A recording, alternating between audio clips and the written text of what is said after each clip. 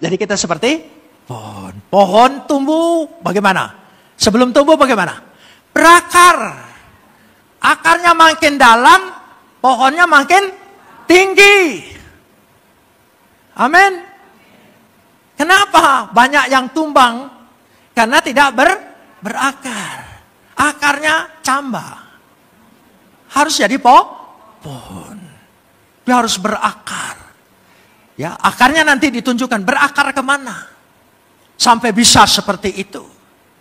Ya, dia seperti pohon. Kayak pohon. Tinggi, tumbuh. Ya, dikatakan di situ dengan jelas apa? Coba kita sebut bahasa di situ. Yang ditanam. Tanam. Satul. Pohon harus tertanam. Katakan pohon harus tertanam. Ya tanam. Kalau tertanam di GBI, tanamlah. Jangan pindah-pindah. Itu pohon plastik.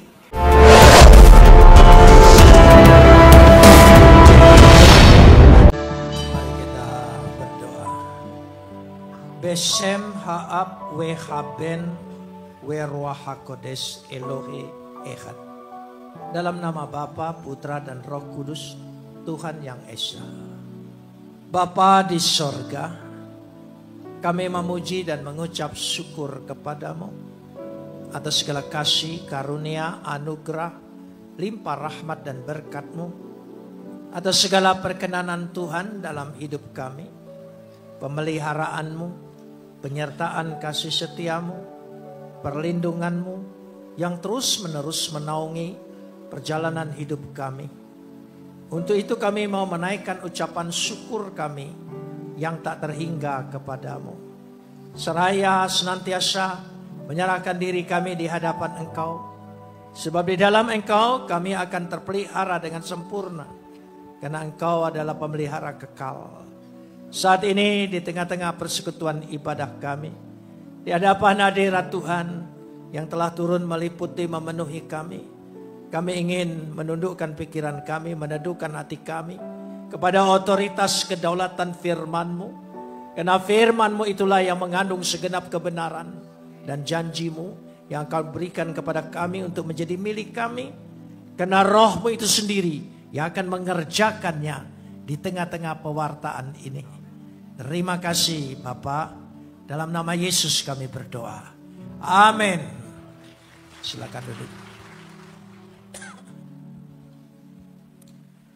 Shalom. Pagi ini kita akan bersama-sama membaca firman Tuhan dari Mazmur pasal 1 ayat 1 sampai ayat yang ke-6. Mazmur pasal 1 ayat 1 sampai ke-6. Kita akan membacanya saling sahut bersautan. Saya akan awali ayat yang pertama, lalu jemaat menjawab kedua, dan seterusnya saling ganti bergantian sampai tiba pada ayat yang ke-6. Berbahagialah orang yang tidak berjalan menurut nasihat orang fasik, yang tidak berdiri di jalan orang berdosa, dan yang tidak duduk dalam kumpulan pencemooh. Ayat 2.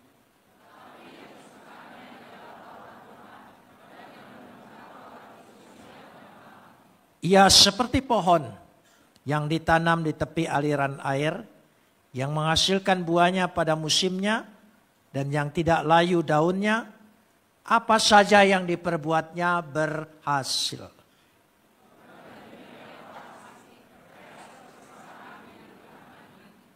Sebab itu orang fasik tidak akan tahan dalam penghakiman.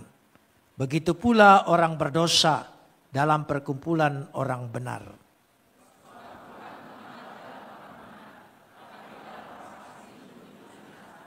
Kapot lecha Adonai Elohenu kapot lecha. Segala kemuliaan ya Adonai Tuhanku, kemuliaan bagimu. Pagi ini saya ingin berbicara tentang meningkatkan kualitas kerohanian kita. Kalau kerohanian kita bisa ditingkatkan, maka meningkat juga kualitas kehidupan kita. Mazmur ini dibagi dua bagian, yaitu ayat 1 dan 3 tentang kehidupan orang benar, dan 4-6 kehidupan orang fasik. Diawali ayat pertama dengan mengatakan, berbahagialah orang itu yang tidak berjalan menurut nasihat orang fasik. Saya ingin bahas dulu apa arti bahagia di ayat ini. Asre hais. Bahagia diambil dari kata asre. Hais, orang itu. Sangat person. Tidak umum. Jadi ditujukan pada satu pribadi kita yang hadir di sini. Kata asre bisa juga berarti diberkati orang itu. Jadi bahasa Ibrani kata bahagia dan berkat tidak bisa dipisahkan.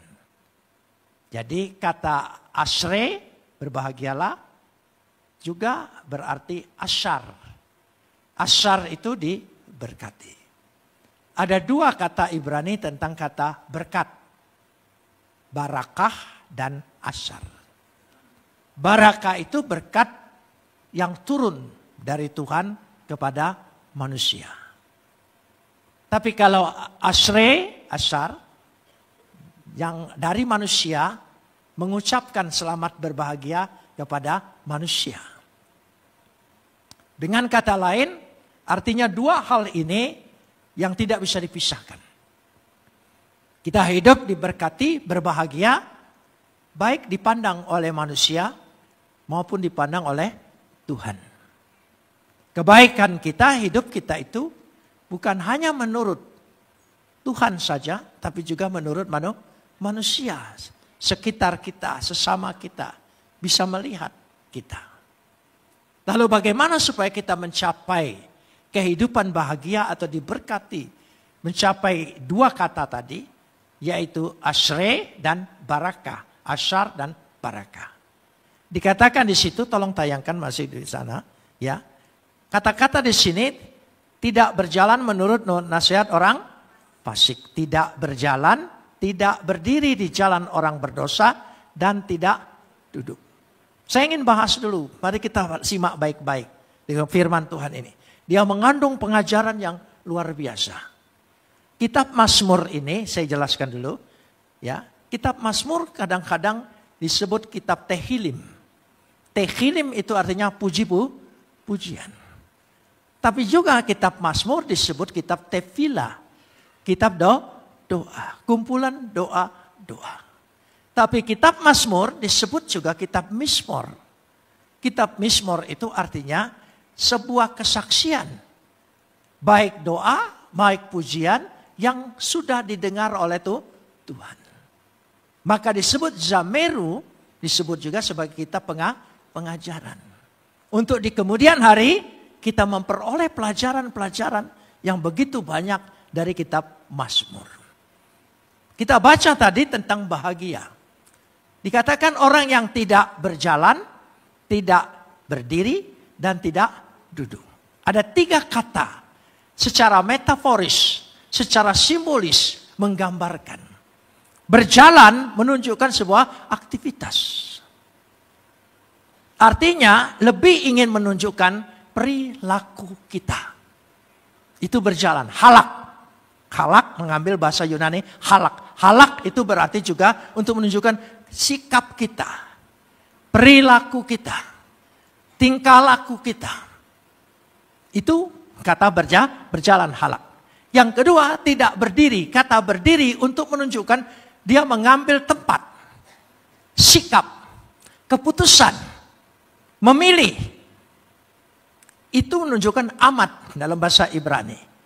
Digambarkan di situ adalah menunjukkan sikapnya, pilihannya.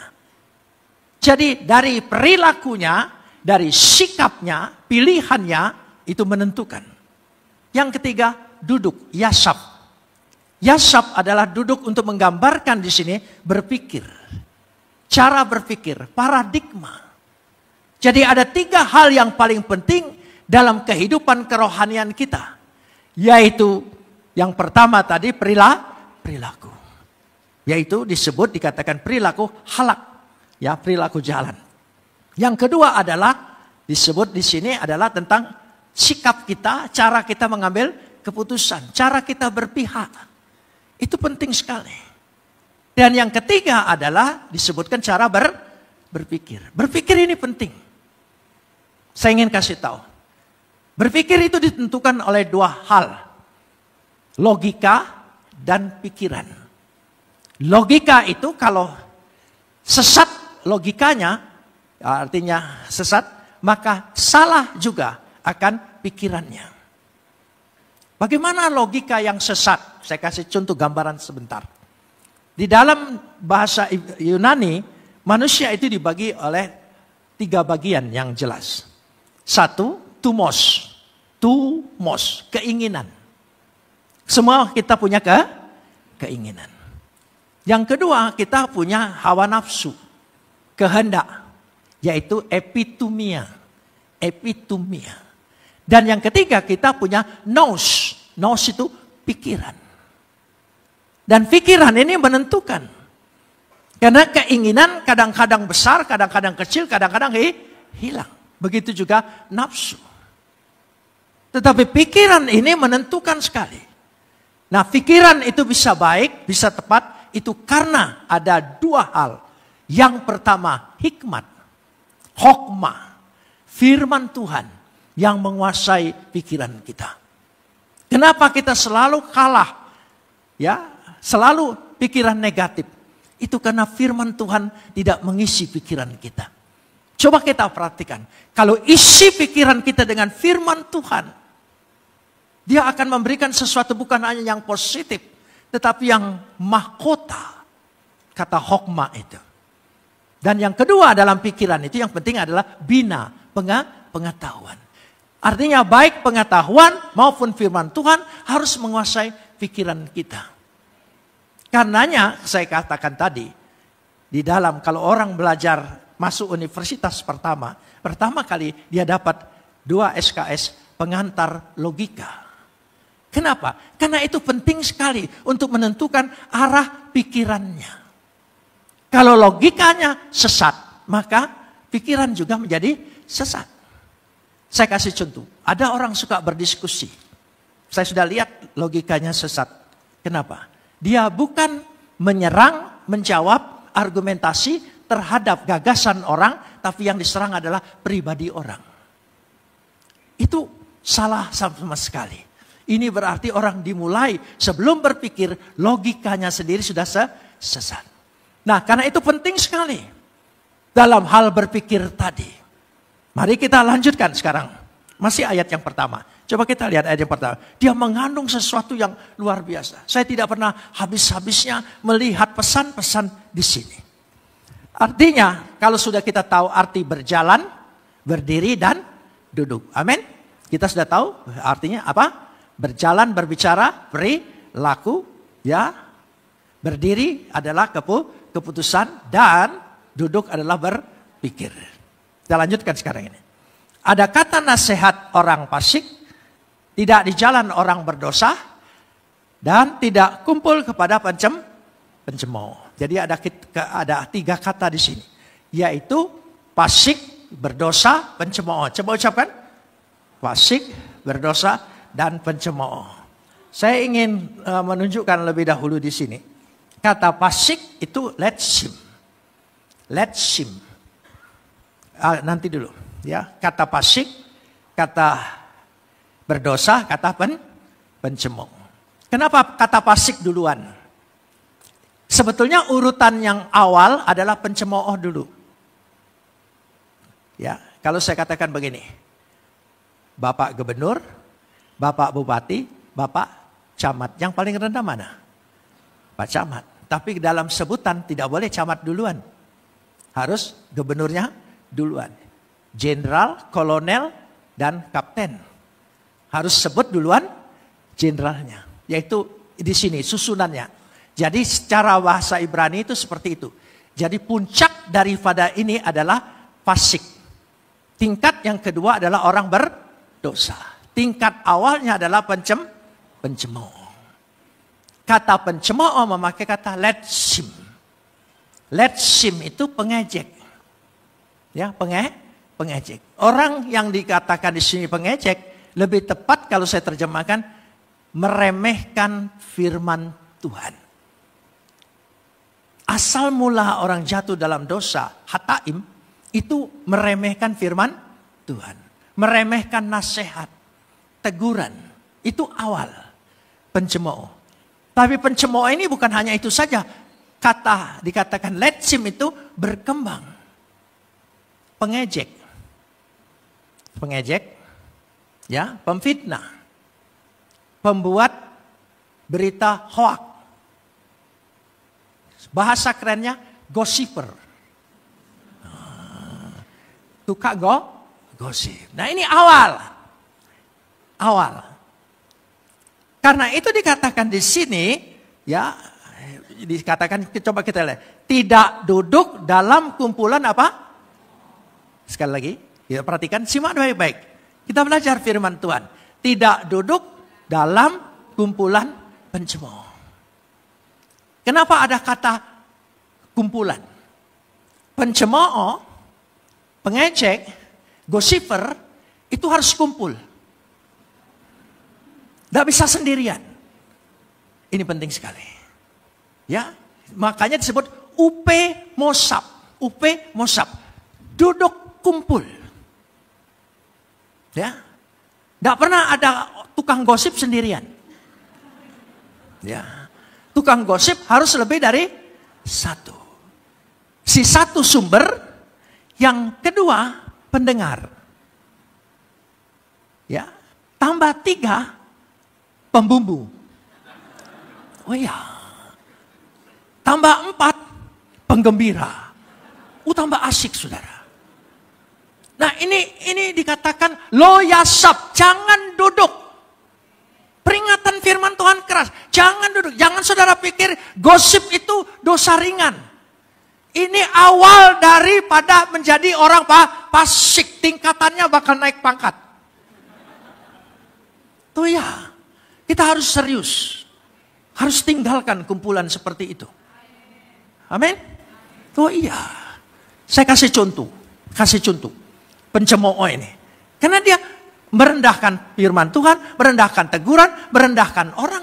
Kenapa kita jangan kumpul? Kalau engkau tidak datang, engkau yang jadi sumbernya. Yang digosipin dia, yang tidak datang. Yang datang tidak akan digosipin, saudara. Ya, sumber gosip itu selalu orang yang tidak hadir. Itu. Jadi tidak soal. Umpamanya contohnya, satu sumber. Tahu enggak?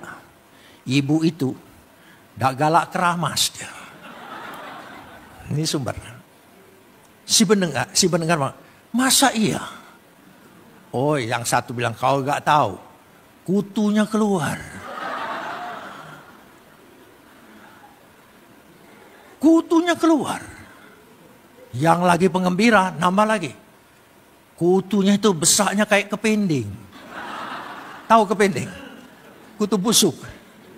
Yang satu lagi, tambah lagi. Bukan kayak kepending. Aku pernah nyingok. Kayak lipas. Tambah hangat? Tambah seru? Oh ya. Ini awal. Jangan kita tertawa loh ya. Ya. Loyasap. Coba misalkan. Loya. Jangan duduk di situ. Tinggalkan. Lebih baik engkau bersekutu. Bicara firman Tuhan. Amin. Oh iya, itu berbahaya sekali. Bahkan di dunia modern sekarang, ya, hoak itu lebih sangat berbahaya. Merusak hidup orang, merusak masa depan orang, merusak karir orang. Bahaya sekali. Loyasap. Ucapkan?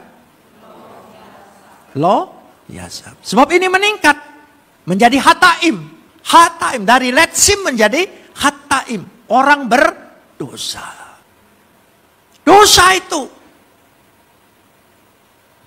merusak hidup orang, merusak nama baik orang itu jangan saudara pikir itu ringan. Enggak. Hataim. Dikatakan jangan apa? Jangan berdiri. Tadi arti kata berdiri apa? Keputusan, pilihan. Jangan salah pilih.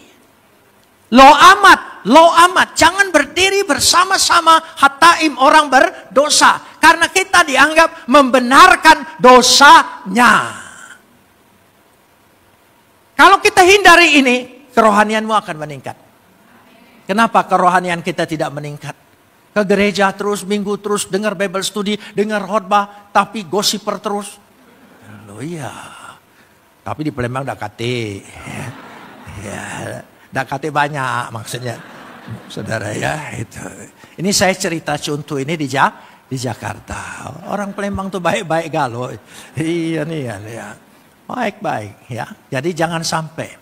Karena ini merusak kerohanian kita. Maka kita tidak bisa meningkatkan kualitas kerohanian kita. Kita terbantut menjadi.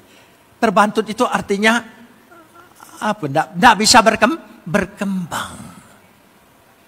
Ya, tidak bisa berkembang. Lalu yang ketiga baru disebut orang fasik. Apa yang disebut orang fasik? Resaim. Resaim itu orang yang menentang Tuhan. Orang yang berontak kepada Tuhan. Orang yang melawan Tuhan. Tidak boleh. Nasihatnya dia saja sudah tidak boleh. Kita harus bisa mengambil keputusan ini. Kalau tidak, kita tidak bahagia.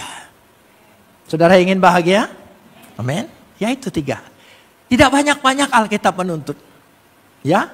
Lo yasab, jangan duduk dengan orang yang suka gosip.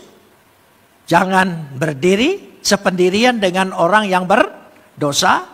Dan jangan berjalan, artinya sejalan dengan orang-orang yang fasik, menentang Tuhan. Tinggalkan semua itu. Amin. Ya, karena tidak boleh berada di dalamnya. Ufemosap, tidak boleh berada di dalamnya. Kita harus keluar. Nah, kalau ini bisa dihindari pagi hari ini, amin. Semua janji hindari ini. Nanti kualitas kerohanian jemaat GBI. Wow, dahsyat saudara ya. Luar biasa. Nanti akan meningkat. Apa untuk meningkatnya? Caranya yang menjadinya, jangan suka itu, tapi suka yang ayat 2. Coba ayat 2. Coba kita lihat ayat yang kedua. Apa kesukaannya? Pada ayat yang kedua. Kesukaannya, ya berarti kita baca bersama-sama. Tetapi ialah Taurat Tuhan. Sampai di situ dulu. Tetapi yang kesukaannya ialah Taurat Tuhan. Kenapa kalimat ini diawali kata tetapi? Bahasa Ibrani itu bagus. Kiim. Tetapi artinya harus beda, berlawanan dengan ayat 1. Susunannya itu begitu. Bagus sekali, indah sekali. Saya kalau membaca ayat-ayat ini dahsyat. Luar biasa. Dia menimbulkan sesuatu yang indah. Bukan hanya sekedar susunannya. Ya, sikapnya harus sebaliknya dari sikap pencemooh, sikap orang berdosa, sikap orang fasik. Dia harus berbalik sama sekali. Lanjutkan apa? Ayat yang 2 tadi. Tetapi yang kesukaannya ialah Taurat Tuhan. Hepso itu kegemarannya. Ya. Bahwa dia sungguh-sungguh dengan firman Tuhan sebagai pelita hidupnya. Firman Tuhan itu memberikan inspirasi nanti luar biasa. Hepso kesukaannya. Yang apa? Dan yang apa? Merenungkan Taurat itu siang dan malam. Merenungkan. Apa ngelamun merenungkan beda kan? Ya, merenungkan memakai kata Ibrani yehge. Yehge itu artinya bermeditasi dengan firman Tuhan. 1, meditasi. 2, iluminasi.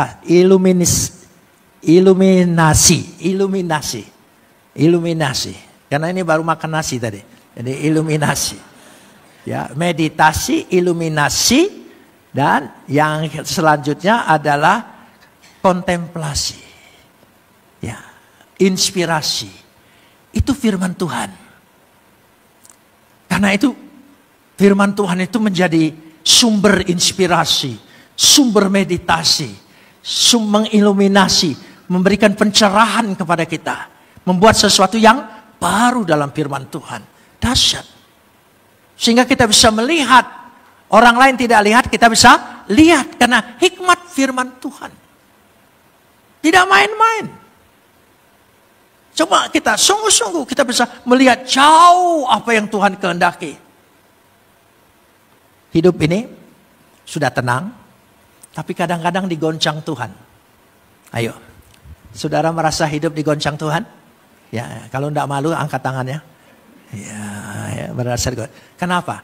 Tuhan ingin buat tidak mau itu-itu saja, lebih dari itu. Jadi kalau Tuhan izinkan ada satu goncangan dalam hidupmu, dalam apa saja, dalam rumah tanggamu, dalam gereja, karena Tuhan ingin buat lebih dahsyat, dahsyat, dahsyat lagi. Karena itu kalau tidak digoncang, kau tidak keluar. Kita kan merasa, sudah cukup Tuhan, tenang saja. Enggak, Tuhan ingin. Kan hidupmu dalam rencana Tuhan, bukan rencana kita. Dia yang merencanakan. Jadi kalau hidup kita tiba-tiba digoncang oleh Tuhan, tanya dengan Tuhan, Tuhan apa yang kau kehendaki? Aku pasti kau kehendaki lebih dari ini kan? Aku aminin Tuhan. Beri saya hikmat, beri saya marifat, beri saya sesuatu dalam pikiran, sehingga saya bisa mengerti apa Tuhan. Tuhan pasti lewat firman-Nya. Baca firman. Jangan merenung. Kata YG itu negatifnya begini, mendekur. Mendekur kayak burung merpati. Gitu. Itu bukan itu maksudnya. Tetapi di sini bermeditasi untuk menunjukkan sesuatu. Saudara mendapat inspirasi. Firman Tuhan memberikan sesuatu ketegasan. Luar biasa. Jadi dikatakan tetapi yang kesukaannya adalah apa?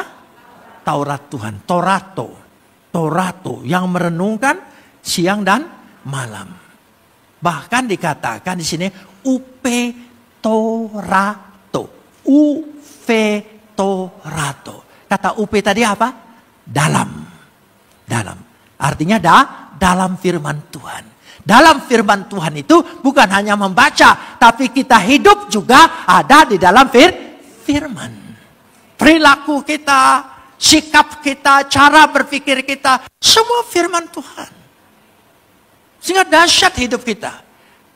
Saudara tidak mengalami dahsyatnya firman Tuhan menguasai kita. Karena saudara tidak pernah sepenuhnya menyerahkan diri untuk dikuasai firman Tuhan. Setengah-setengah itu pun masih untung. Tidak sungguh-sungguh. Saudara pikir hanya sekadar kitab suci buat jalan ke sorga. Nggak perlu. Yesus adalah jalan kebenaran dan hidup. Amin. Itu cara Tuhan. Kita lanjutkan ayat yang ketiga. Lebih dalam lagi. Ya, lebih dalam lagi. Ayat yang ketiga. Ya, kita baca bersama-sama ayat yang ketiga ini. Ya. Ia apa? Ya.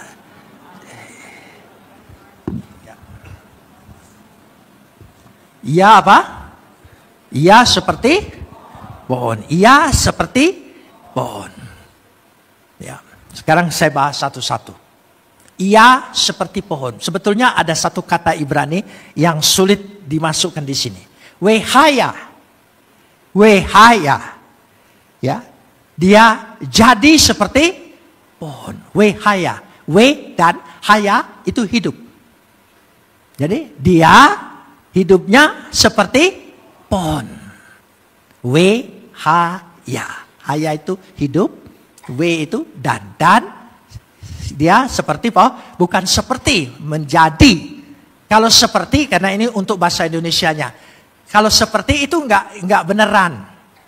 Tapi kalau menjadi, itu beneran. Artinya, setiap orang Kristen yang cinta firman Tuhan, yang uvetorato, yang hidup dalam firman Tuhan, pasti menjadi pohon. Amin, saudara? Amin, menjadi pohon. Katakan, saya pohon. Bukan seperti. Kalau seperti tiruan. Saya pohon. Semua harus pohon. Saudara ngerti pohon? Pernah lihat pohon? Nah, aku kasihan orang Palembang enggak banyak lihat pohon. Saudara lihat pohon? Ya, kelihatan pohon? Ya, apa? tinggi. Kalau toge, camba itu bukan pohon. Ya. Camba itu bukan pohon. Bahasa Palembang camba, masih camba ya? Masih toge itu. Ya itu bukan pohon. Tapi toge itu jangan ditiru. Suka turut campur urusan orang. Di soto dia masuk. Iya. Ya, apa lagi? Tumis tahu masuk. Segala masuk. Makanya bentuknya bengkok. Suka turut campur urusan orang. Tapi boleh makan toge.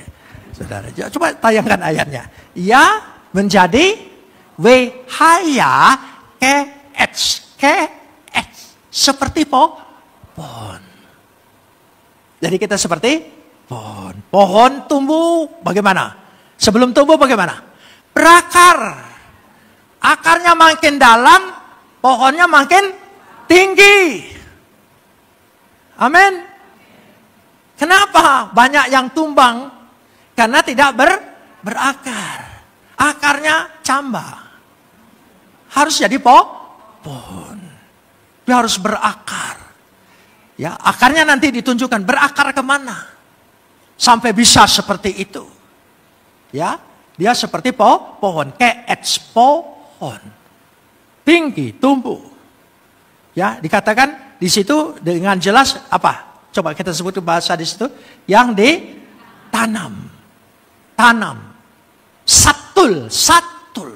Pohon harus tertanam. Katakan pohon harus tertanam. Ya tanam. Kalau tertanam di GBI, tanamlah. Jangan pindah-pindah. Itu pohon plastik. Pohon itu harus tertanam. Kalau saudara tertanam di satu gereja, saya tidak hanya GBI saja. Saya orang Metodis. Saya orang Metodis. Tapi tidak propaganda Metodis itu. Agak tidak diundang mau lagi. Ya. Jadi harus tertanam. Masuk gereja pertama kali Metodis. Dibaptis di Metodis. Ya. Selamanya Metodis. Sampai hari ini masih Metodis. Nah, itu namanya tanah. Ini dah lemak sedikit pindah. Ya. Penerima tamu cemberut pindah. Ya, ini pindah-pindah terus saudara ya. Itu tidak akan jadi pohon. Saudara berjanji ingin jadi pohon? Satul. Coba ucapkan. Satul. Tertanam. Amin. Ya, yang belum mendaftar minta formulir ya pulang dari sini ya. Aku ingin tertanam di gereja ini ya. Ya, amin saudara. Enggak jadi penggembira terus. Harus tertanam. Itu penting sekali. Ya, yang ditanam di tepi aliran air. Alpage mayim. Dia ditanam di tepi aliran air. Sumbernya. Air itu siapa? Yesus. Amin.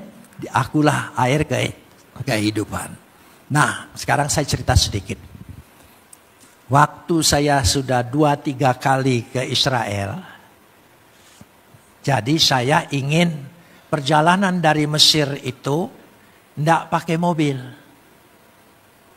Aku nak jalan pakai onta, ingin merasain perjalanan Musa waktu keluar dari Mesir. Ya. Kebetulan ada biaya, ekspedisi dijalankan, jadi kami sewa beberapa onta dan beberapa guides, ya berangkatlah.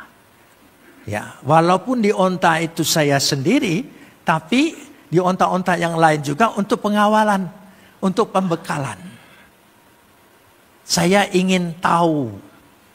Masa sampai 40 tahun. Maklum wong Palembang gak percayaan. Jadi ndak mau ngalamin dewe gitu ya. Aku nih itu rasa Palembang itu. Ada baiknya juga sifat itu saudara ya. Jadi jadi kalau dengar berita jangan gampang percaya. Itu wong Palembang. Itu bagus kan, tidak gampang percaya adanya. Aku nak nyelidikin dewe. Jadi saya ikutlah. Wah keluar, kayaknya enak keluar. Lewat padang gurun. Ya ini guide sudah tahu perjalanan Musa. Ya sudah siang sampai malam. Kami istirahat itu setiap kali ada oasis. Oasis itu ada kumpulan pohon kurma di tengah padang gurun. Jadi stop di sana, istirahat malam di sana, bikin tenda lah di sana. Ya, nah pohon kurma itu tinggi-tinggi, kan onta juga tinggi. Jadi pohon kurma itu buahnya tinggal metik, naik onta, ya di pundaknya itu, udah petik buah kurma. Buah kurmanya itu bukan buah kurma di 16 ilir, ya seger dan bukan kecil, besar. Jadi makan 2 aja sudah cukup. Lalu saya bertanya dengan orang yang ngawal-ngawal ini, siapa yang nanam pohon kurma ini? Hebat nian dia nanam sampai sini. Aku depan rumah aja aku tanam. Ya, ini sampai padang gurun ditanam. Dia bilang susah tanamnya. Bagaimana? Bagaimana cara tanam di padang pasir, tanam pohon kurma? Dia bilang dari biji kurma. Biji kurma itu ditaruh di dalam pasir, ditindih dengan batu besar. Jadi dia tindih situ supaya tidak dimakan burung, ya. Jadi aman di sana. Nah, waktu dia mulai tertindih di situ, dia mulai berakar. Dan akarnya tidak pernah berhenti sebelum ketemu sumber air. Besar sekali. Dan akarnya itu sampai 12 meter, 15 meter, 17 meter. Terus ke dalam. Berakar. Sudah ketemu sumber air, baru dia naik. Pohonnya makin besar, batunya tumbang. Baru itu pohon kurma. Waktu diceritain seperti itu, saya betul-betul terkesan sekali. Oh, jadi harus berakar. Apa saja hidup ini kalau tidak berakar, tidak akan jadi. Baik karir, baik pekerjaan, baik usaha, tekunin. Berakar. Ya, itu penting sekali. Mana ayatnya hilang? Nah gitu ya. Jadi berakar di tepi aliran air. Iyalah. Ya, operator aja sudah bosan lihat ayat. Gitu. Kita tidak boleh bosan-bosan. Ya, di tepi aliran air. Alpage Mayim. Dan apa? Yang menghasilkan buahnya. Pirio. Buahnya. Harus ada hasil buah. Harus berbuah. Amin. Kekristenan kita itu harus berbuah. Gak mungkin tidak. Buahnya macam-macam. Bergantung. Ya. Sesuai dengan jenis pohon. Kita kan masing-masing pohon itu punya karakter sendiri-sendiri. Kita juga yang penting jadi pohon. Tertanam dalam Yesus dan menghasilkan buah. Nah biasanya buahnya ya enggak apa-apa. Sebagai orang Palembang punya karakter Palembang ya buahnya lain, buah duren. Gitu. Berduri tapi isinya lemah. Saudara, ya memang ya orang agak mungkin tidak terlalu mudah dekat. Tapi ada buahnya. Ada buah yang lain, rambutan. Ya, itu semua yang penting berbuah. Buah kelapa. Coba enak mana ditimpa duren sama kelapa? Loh iyalah ya saudara ya. Itu. Tapi yang penting buah. Saudara ingin berjanji berbuah? Pohonnya besar dak katik buahnya. Buah apa ini gitu ya? Loh iya, kita harus berbuah. Kristen sudah lama terus menerus buahnya tidak ada, ya menjadi celah bagi orang lain, nggak boleh, harus ada buahnya, harus merasakan. Saya ini pelayanan desa, ya setelah emeritus bahasa keren, aku selalu bilang aku emeritus, padahal pensiunan gitu saudara ya, Tapi karena wong Palembang kan ingin tetap keren. Di Manoba ingin tetap keren. Nggak kalah-kalah. Itu nanyo-nanyo itu nggak pernah nanyo-nanyo. Pacak tahu dewe gitu. Itu sifat Palembang, saudara ya.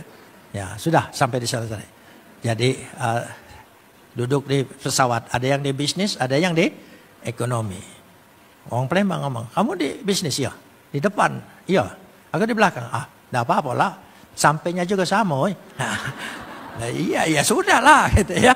Jadi itu seperti itu. Nah, jadi yang menghasilkan buahnya, yang menghasilkan buahnya pada saat berbuah. Bukan soal musim. Yang lanjutkan ya, yang lanjutkan sekarang ini apa?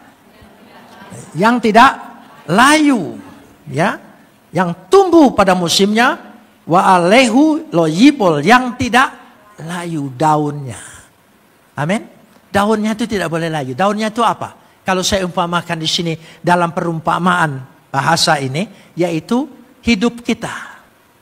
Hidup kita ini tidak bisa layu. Pelayanan kita tidak bisa layu. Pelayanan kita harus segar terus menerus. Amin. Iya, harus terus dibaharui. Semangat kita, gairah kita selalu segar. Amin.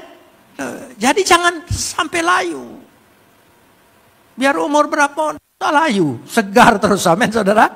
Iya, orang selalu tanya saya, umur berapa? Kemarin ada orang dari Pagar Alam nanya saya, gitu, umur berapa kok? Gitu. Aku bilang 79. Oh 79. Palembang di mana katanya? 19 Ilir. Oh maaf cek katanya. Sebut 19 Ilir, guguknya kemas. Selalu dari koko jadi cek ya.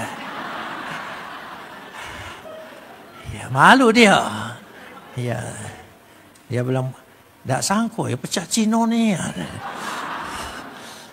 Iyalah aku bilang. Kan aku marganya Tan.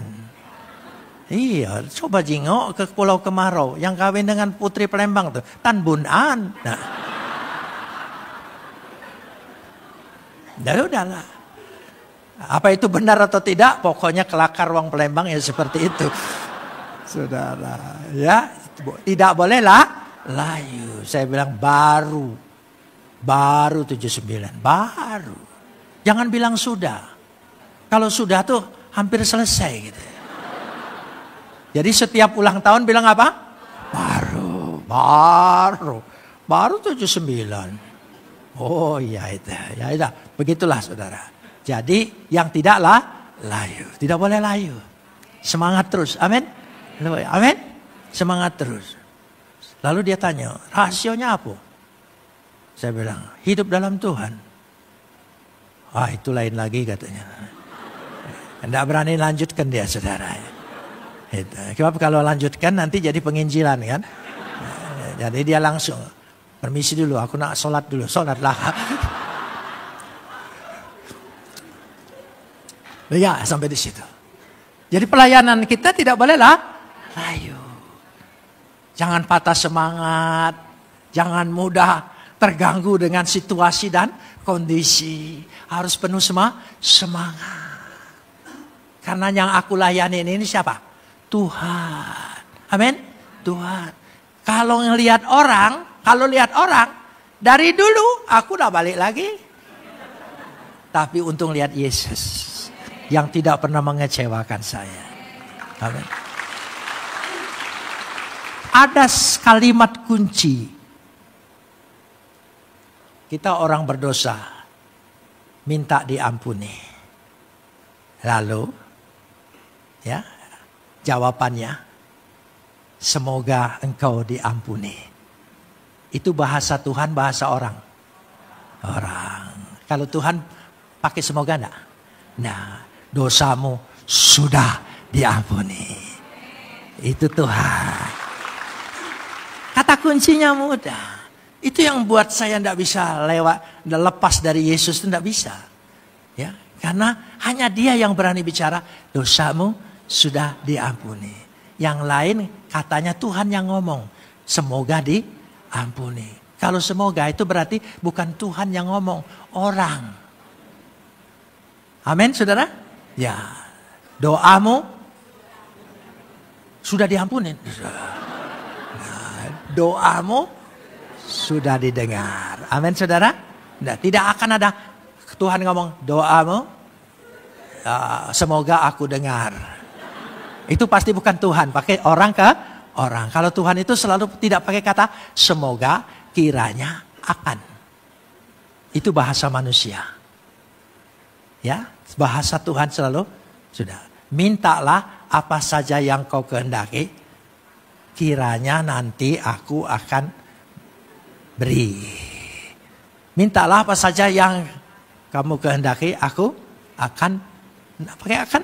Nah, karena kalimat bahasa Indonesia belum terjadi, harus pakai kata akan. Aslinya enggak. Karena yang ngomong itu tuh Tuhan. Kalau Tuhan ngomongnya selalu apa? Pasti, pasti, pasti, pasti, pasti. Katakan amin. Ya.